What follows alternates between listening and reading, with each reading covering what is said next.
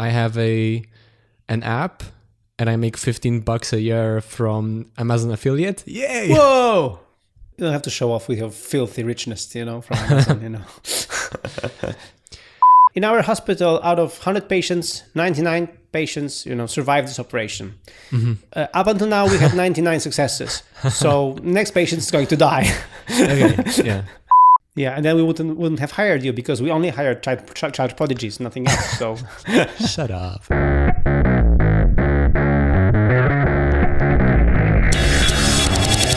Hello, I'm Radek. I'm Michael.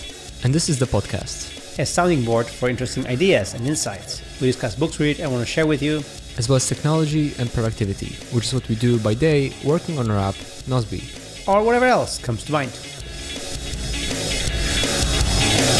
So we're back from the trip, or you are still in the same city. Yeah. And we're going back to moved an inch. yeah. My whole trip back was like 20 minutes. Like you, I had a flight to catch. Yeah, on foot. Yeah. So we're back to discussing books. Yeah, another book, a random book. Mm-hmm. Well, I found it quite randomly, and then I read it. I thought it's kind of interesting, and I kind of recommended it to you. Well, I read Nassim Taleb's previous book, The Black Swan, Mm-hmm. but I don't remember much of it actually. I remember the Black Swan theory and what it's all about. But with this book, I'm still finishing it. I have, I think, 40 minutes to go or something like that. Mm-hmm. So I'm almost at the end. But I don't know.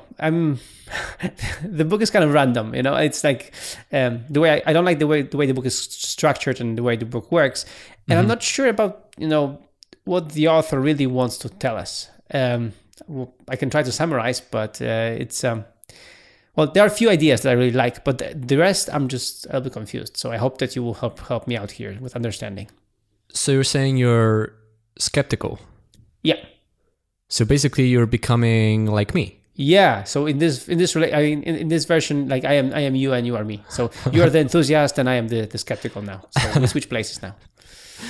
Okay. All right. So I think I have a pretty decent grip on what the book is about. But since you are confused, maybe you try to explain it in a few words, like what it's about, what its central thesis is. Okay. So from my point of view, the author is trying to say is that we are trying too hard to make sense of the world.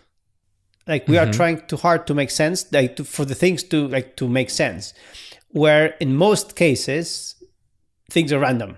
So there is lots of luck involved and there's lots of randomness involved. And because as you said very often on this show, hindsight is 20/20. Like so, we are trying in the hindsight to figure out why something happened, to make sense of the world again. But very often this explanation doesn't make any sense because it was totally random. So I think the author is trying to convince us that that we should look at the world with more randomized glasses. So to not try to make sense so much, not to focus on that, but just take things as they are and just accept random situations. That makes sense. Yeah. I think one other thing he was trying to say is that even when we do see that there's a lot of randomness involved in whatever we're looking at, we're just not well equipped to deal with it. Like our minds are not really wired to understand the nature of randomness. We're wired to see things as deterministic, and they don't always are. Or, maybe they are, but abstracted so much that they might as well be random. And we don't naturally interpret randomness correctly. And even if we are consciously aware of the nature of randomness, still our minds, our emotions fool us and cause us to, again, interpret random events incorrectly and assign meaning to where there is none. Okay, but because by reading this book, you can come up with this thing, with this notion that, whatever I do doesn't matter. It's all random, And, and this would be like I think a dangerous extreme anyway, because it's like, there's this saying that luck comes to the prepared, So if somebody is more prepared, then and they're lucky, then, they're more likely to succeed than somebody who's not prepared and they turn out to be lucky and then they fail anyway. So okay, yeah, that makes sense to me. So so it's it's again, I'm confused because after reading this book, I'm like, okay, so should I attribute everything to luck or just some of it, or maybe more than I would hope to think, and how You do seem confused. Yeah. I think context helps. Nassim Taleb is a trader, so he makes money on trading derivatives, and so this is a kind of field where there is a high degree of randomness, and the reason why he survived in that environment for far longer than others is because he understands the nature of randomness better.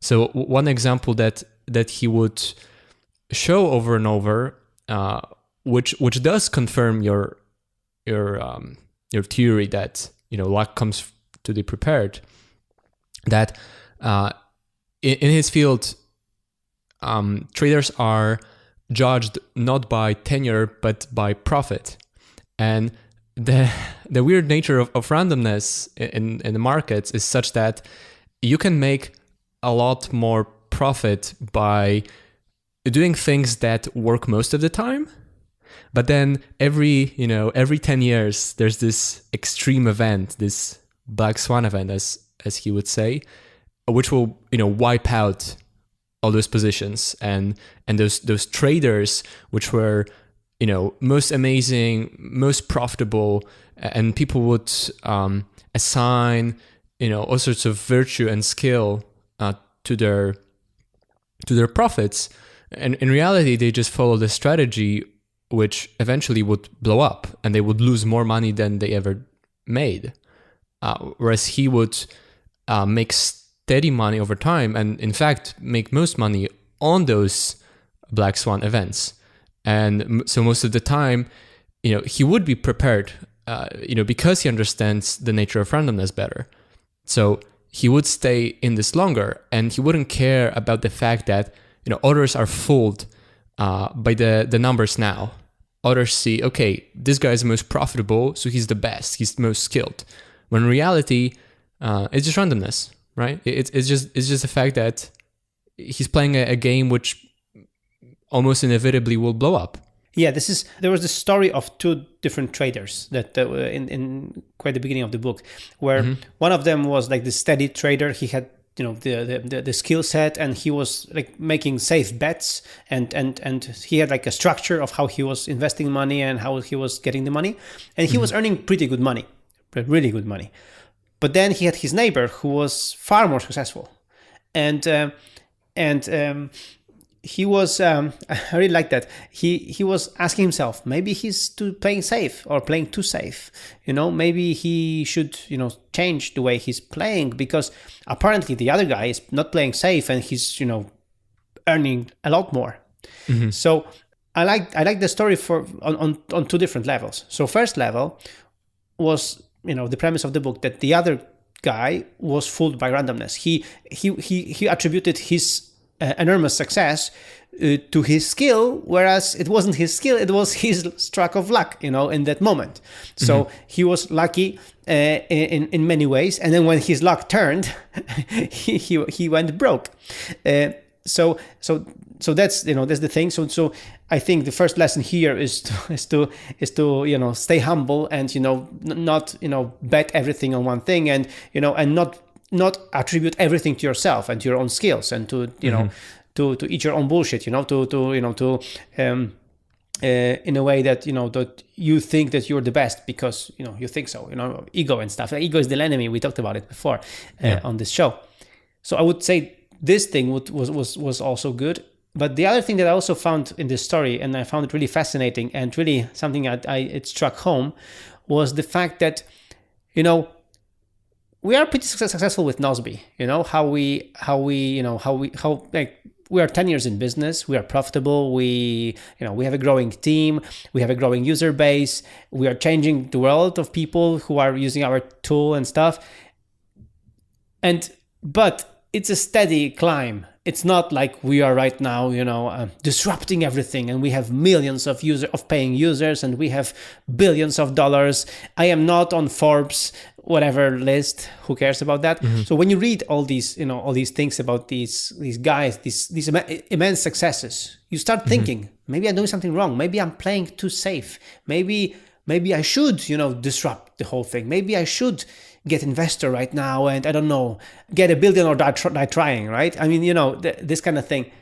And it's really tempting to think like that, and it's really tempting to think that, if you do something differently, you will get that, that maybe you're doing something wrong. Mm-hmm.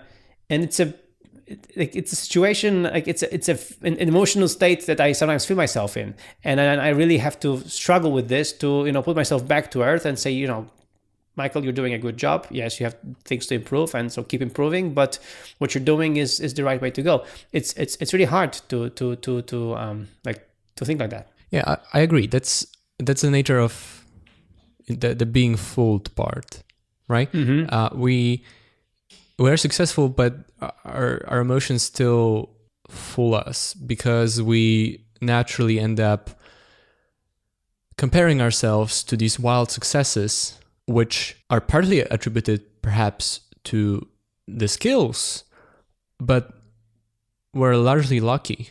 They were in the right place at the right time. Mark Zuckerberg started by making a simple website in PHP. Anyone could do that, right? And he's smart. He's really smart. But all those successes, they're lucky. They're lucky too. And it makes no sense to compare ourselves to them because we're only seeing the successes. Yeah. All the people and companies that try to shoot for the stars and just burn up, we don't see them. That's one of those biases that the book talked about. One of the most common ones, the survivorship bias, right? Mm-hmm. You judge from the data you see, and you only see success. Failure is filtered out. So you don't see how likely the success would be in reality if you follow that path. Whereas this path, it's still successful. It's still good. And, it's pretty solid. It's not just going to break down tomorrow. Yeah. And also for me, I don't know if it was meant to be like from this book, but because when I was reading this book and he was talking about like dramatic failures and dramatic, situations where people would lose everything because they didn't understand the randomness part. So it's also the idea that we should really, diversify, if we and save and then do these boring things, like this boring, trader, like do these boring things to be able. So we don't find ourselves in this moment where we can bet everything on one thing and then it just blows up. That we should really, whenever we invest or put our money or do things, we should do them. We should not depend on our brilliance, but focus on be more humble and just do smaller steps. Do more humble steps and more humble investments. Things like that. That when you do blow up from some business venture or some business idea, you're still fine. You're still okay. Mm-hmm. That's in contrast to the essentialist philosophy, which we also talked about. So I suppose those are like these two very different mental models, which I think are both very relevant, but perhaps in different situations. Mm-hmm. Like essentialism is about focus. It's about optimizing for our flaws as human beings, that we can't do everything, and we get easily distracted if we try to do 100 things. And the diversification thing makes sense in other contexts, like when investing money on capital markets, for example. Like that's, would it be very smart to bet on one thing due to the nature of randomness? Yeah, but it depends. Like, for example, for me, this as you said, these things actually they work together a little bit, because for me the essential part is Nosby, right? So I should focus everything I do on moving our project forward, and this I am betting on one horse, like on this Nosby thing, but because meanwhile it is earning money and I get some money from it right now. I'm not betting it right now to earn money in 5 years from Nosby. I'm getting a salary now. So with the salary, I'm trying to diversify, to invest and to have, the means, and not just, eat it up, and live from the first to the first. So I'm diversifying in this, in my money that I earn from Nosby. But on the other hand, my whole work is focused on Nosby. So this is how I see it. Coming back to the book as a whole, you said that you didn't really like its structure. And I have to agree. To me, the book was rambly, I guess. Yeah, right? I mean, it was very enjoyable, actually, to listen to, because it was a fun story, right? It was structured as this kind of amorphous story. But then I sat down to compile my notes from like little snippets, and I found it hard because it was a fun read, and there was, I think, a lot of wisdom in it, but it doesn't have a structure. No, and like coming back to Essentialism, which I just read on paper after I've listened to it twice, it had a lot better structure. Like so it made total sense how it was structured. For example, there were a few chapters in this book in the Fooled by Randomness that like he would like almost get to a point, and then the chapter would end, and I'm like, yeah. So what happened here? Like he would just lose me. It was like there was a pause even. So there was like in the audio version there was no music or anything. So it was like a big pause, and I was like, is it broken or does it work? I mean, is it playing? Oh yeah, it is. Chapter next one. Huh. So yeah. So but the technicality. But anyway, the point. maybe it was the point of the book to be more random than it should be. Maybe. I don't know. But coming back to to this fooled by randomness is from my understanding, this is the thing. It's more like a cautionary tale of that. Yes. We should attribute a little bit more to random facts than we think. Whatever happens to us, whatever happens to other people, we should be mindful that there is this luck, this randomness happening, and that as you said, we are not equipped to understand it. So we understand how things work. So we should just let it go. I think the book really fit our philosophy in a way, or at least my philosophy. One of the premises of the book is that we humans are flawed, not just imperfect, but fundamentally flawed, right? We're irrational, we're emotional, and we don't need moralizing lectures. We need tricks and mind hacks, right? We can't. Irrational minds can't do much to influence our emotions directly. It's far better to understand our limitations and rationally create an environment in which our emotions are less likely to fool us into making stupid decisions. And I think that's partly what the book was about.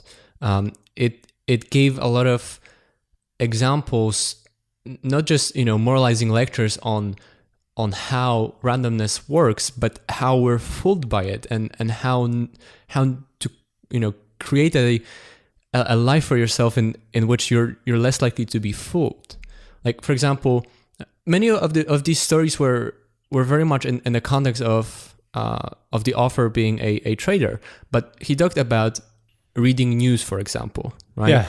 That, it's a waste of time. You're just seeding yourself with noise, and it creates a lot of emotions, and it doesn't matter. It's mostly noise, and it's better to look at the data, look at how your positions are doing less often, not more often. We're tempted to do more often because that's technology, right? We can do real time and everything. But actually, because of our flaws, we should do less often, because the nature of randomness is such that time smooths out noise. Over time, you see more and more signal, and noise becomes a smaller part, right? And so, like, if you kind of try to cut yourself out from some of the noise, you end up making better decisions, even though you have less information, because more of the information you get is actual signal and not noise. Yeah. Well, that just reinforces my idea of not really watching news and things like that. I mean, I read somewhere that news is like sweets, like those small, sweets, and then you just eat them, and then they're fine, and they're sweet, and they make you feel, I don't know, informed, good, or feel that you know so much stuff, but you don't, because these are all superficial, things, and they are very often, as the author pointed out, not really true things. I mean, the journalists try to make headline of anything, out of thin air. There's nothing happening, but they would say, something happened, and you would believe that this actually happened, or that the probability was like that, and in the end, it's not true. But it defines how you decide things. The phrase I've heard for news is intellectual empty calories. Yeah, that's a good one. That's a good one. Yeah, it doesn't mean you shouldn't stay more or less up to date with what's happening, but you can do it after your weekly review. Actually, to read a few interesting articles in a few magazines, but read them well, and not just read a few headlines. Yeah, and the important things filter out to you anyway. Like, again, that's the thing. At times smooths out noise. Yeah. Another example which I really liked, it's not a surprising one. I've heard a version of that before, but it goes like this. Say you become very successful.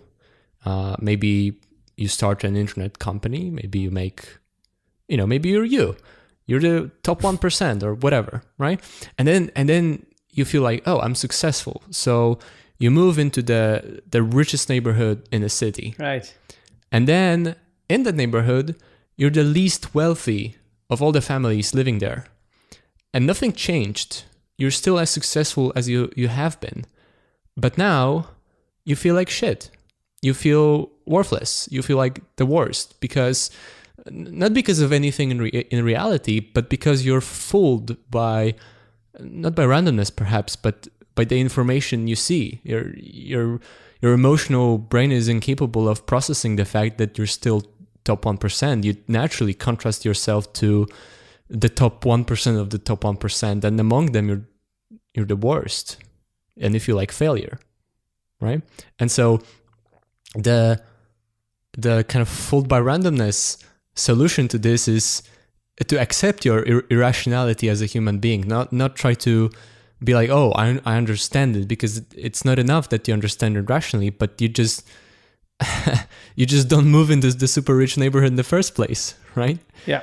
And there's you can make up plenty of more mundane examples of this, where you interpret data because of availability bias, because of survivorship bias. You make decisions, or your mind plays tricks on you and makes you feel bad because of the information that's in front of you, even though that's not the full information. Yeah, I think that's a very good idea. I mean, and this is what I said also previously, that when I compare myself to other CEOs of other companies, I can either decide I'm very successful, or I can decide, or I can think I'm I'm a complete, failure.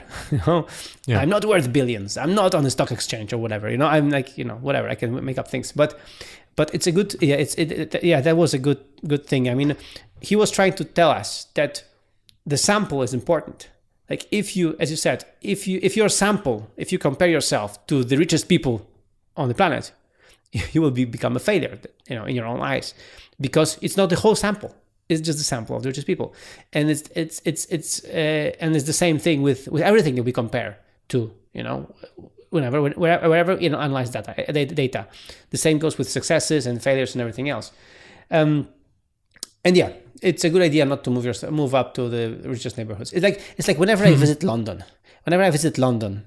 I'm like, these guys have to earn lots of money there, lots of money. Mm-hmm. But then they have to spend so much on the housing and on everything else there and on these fancy cars and whatever. I'm like, cars in London. What planet are you on? What do you mean?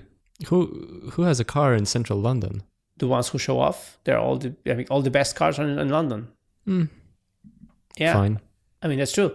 It's amazing. Like, I don't know why would they, buy these cars, because you can hardly move there. It's it makes no sense. It doesn't make any sense. Like you have a 600 horsepower car that goes 20 kilometers per hour. So way to go.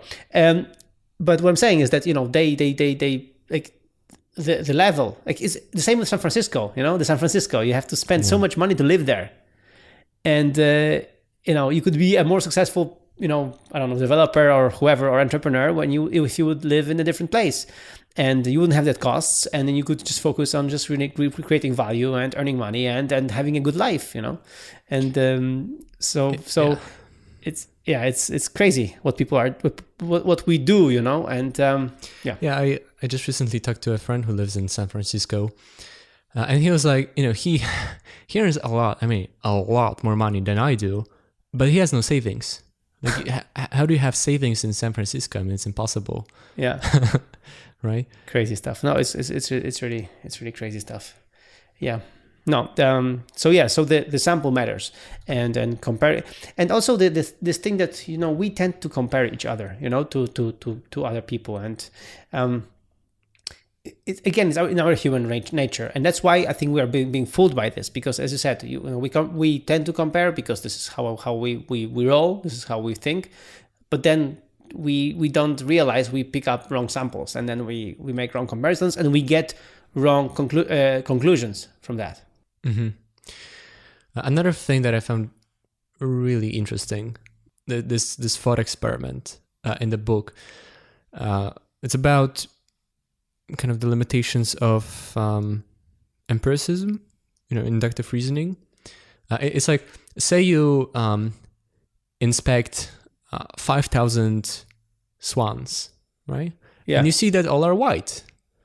So you conclude that all swans are white. But you can never conclude that with 100% certainty, right? Unless you know for a fact that you've inspected all swans that exist. But the other way around is completely different, right? It takes just one black swan to falsify the statement that all swans are white.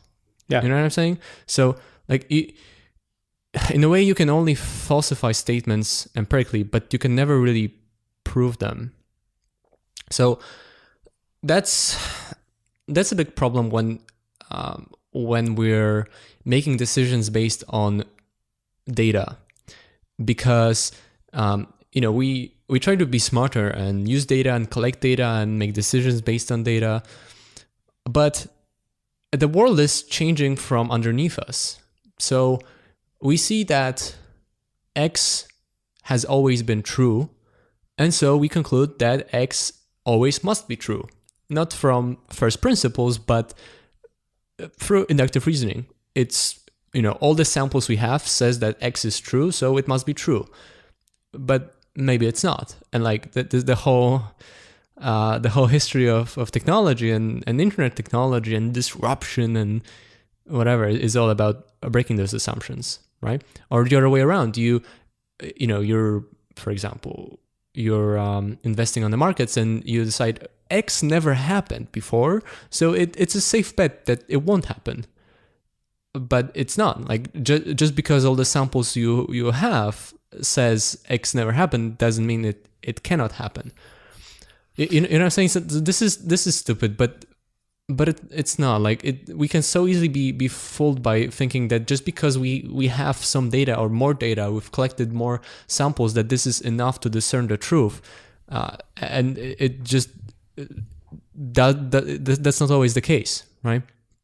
Because the samples we've been taking will have all sorts of other assumptions that are implicit, right? And then the world changes or something else we do changes and the assumptions break, and we feel more confident in making bold decisions because data, but in reality we're even fooled than we're even more fooled than we would be if we had none. Yeah, I really like, there was an example of this. In our hospital, out of 100 patients, 99 patients, survived this operation. Mm-hmm. Up until now, we had 99 successes. So next patient is going to die. Okay, yeah. That's another thing, but yeah, that's also an example of being fooled by statistics. Like if you don't understand it, right? Yeah. I really like this idea for a con. Okay, you send 10,000 letters to people predicting a market movement. Yeah, right. You tell half the people that this will go up and the other half that it will go down. And you repeat next month. You will be right in one of those samples. So to the 5,000 people next month, half of them you say it will go up and half of them you say it will go down. Yeah. And after 5 months, 300 people will get letters predicting market movements correctly 5 months in a row. Yeah. And you've proved your market brilliance. This cannot be a coincidence. You've caught it 5 months in a row. You must be an insider. Yeah. And you ask them to give your money. But that just because, it's such a clever use of the fact that the people you're fooling don't know the sample size. This is crazy, right? Yeah. Or when you said the thing about the 99th person, yeah, it's like I was really laughing at the life expectancy thing, right? Say life expectancy is 80 years and you're 65, so you should plan to be alive for 15 more years. Well, what if you're 90? Should you expect to be dead for 10 years? And that makes no sense, right?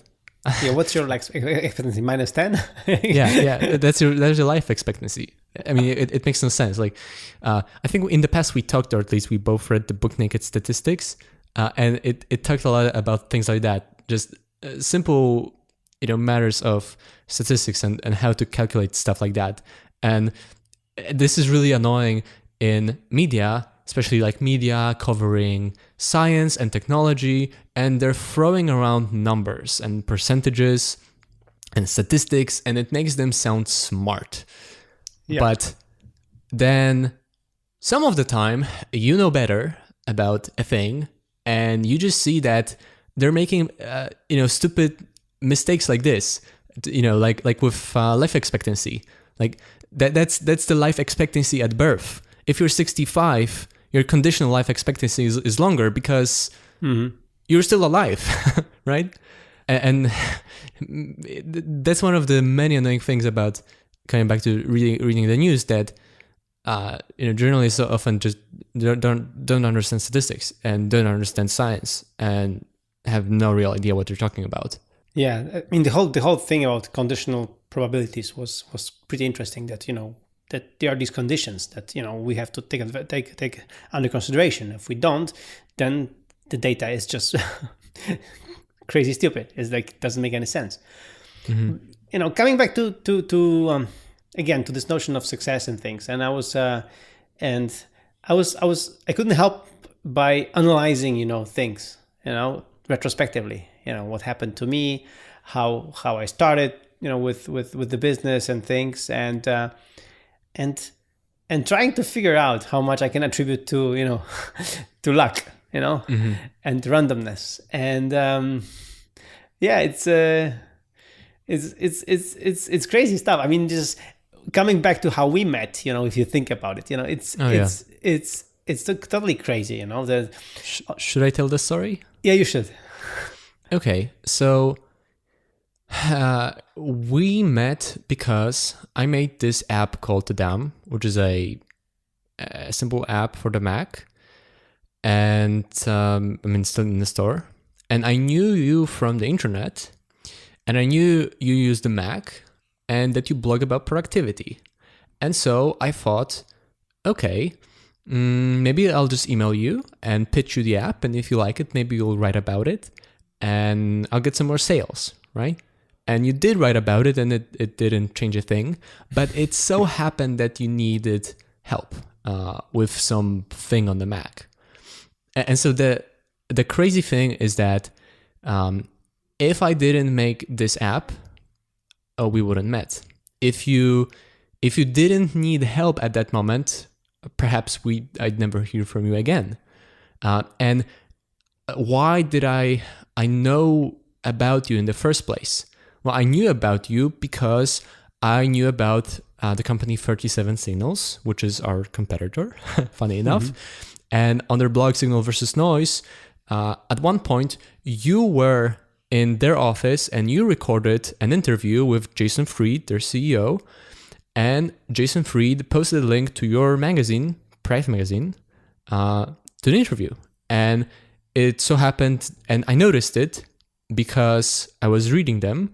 And it so happened that I was going on vacation, and I would just spend the next week just doing nothing, just chilling on the beach. So I literally printed on paper, that was before I had an iPad, a bunch of issues of the Private magazine, because I was just at this point where I was interested in it because I felt like I needed help with my productivity. And I did. It was interesting, right? And I knew about 37 Signals because I read their book, Rework. And I have no idea how I came across this book. So if I didn't came across this book, or if I didn't start reading them, or if I wasn't interested in reading Productive Magazine at that point in my life, or if you didn't fly to Chicago to record the interview, or if you didn't make the Productive Magazine at all, or if you didn't need help with the Mac thing, or if I never emailed you, or if I never made this app, which I did partly because Rework kind of showed me that, I can make a little thing and maybe it works. If any of those things didn't happen, then we'd probably never meet. Yeah, but there's additional spin to it. Actually, before Nasby, I was a contractor. I was doing websites, and you later found out that you were also working on a website of the same customer later after me, and you found in the code of the website actually my name. So so you could have met me with that as well. Like there are so many, when you think about the story, there are so many ways it could have gone differently. It's crazy. Like it's really crazy, and so whenever I think about this story, it's for me the great example of how many, as you said, as you just listed, how many small decisions and small things led to this. Yeah, and completely random, completely unpredictable.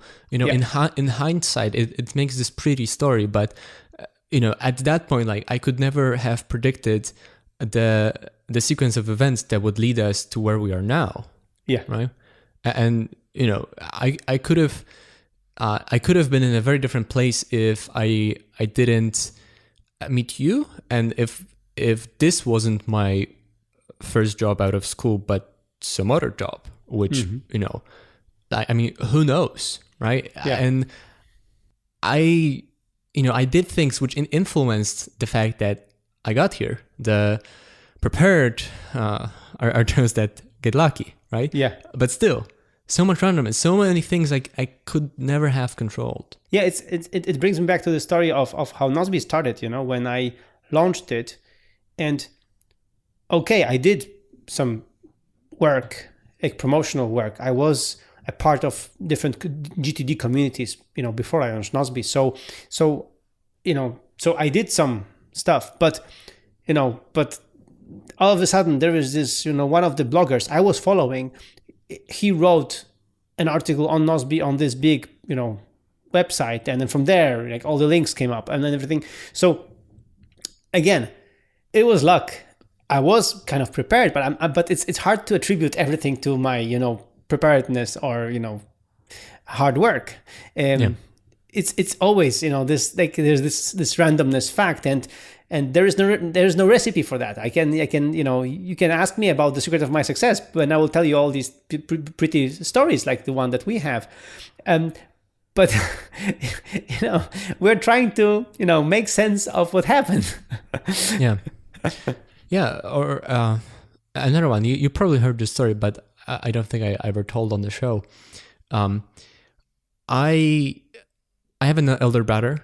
He's 8 years older, and at the time when he was in high school, and in high school he had just basics of programming like HTML, stuff like that, really, right?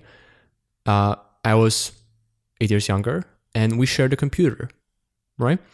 And because he was doing these things at school, he had this app on our shared computer for making websites. It was a WYSIWYG editor, right?